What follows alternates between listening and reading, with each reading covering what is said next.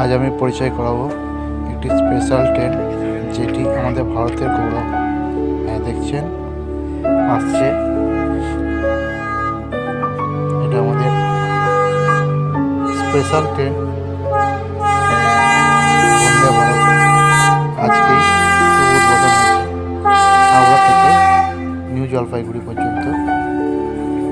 আজ উদ্বোধন করতে আসার কথা ছিল honourable prime minister Narendra Modi, কিন্তু বিশেষ কারণের জন্য উনি আসতে পারেননি।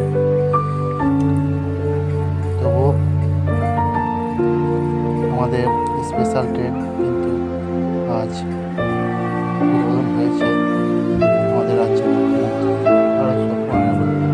অনুষ্ঠান থেকে।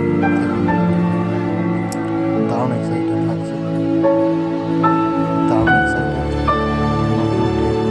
ভারতের সব থেকে দ্রুততম স্পিড এই ট্রেনটি, এর থেকে বেশি গতির ট্রেন ভারতে নেই।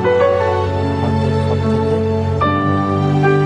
সুপারফাস্ট গতিসম্পন্ন ট্রেন একটি, ঘন্টায় 160 কিলোমিটার বেগে যাবে।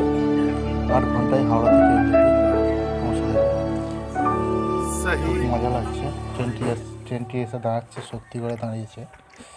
আমাদের দেখতে খুব আনন্দ লাগছে।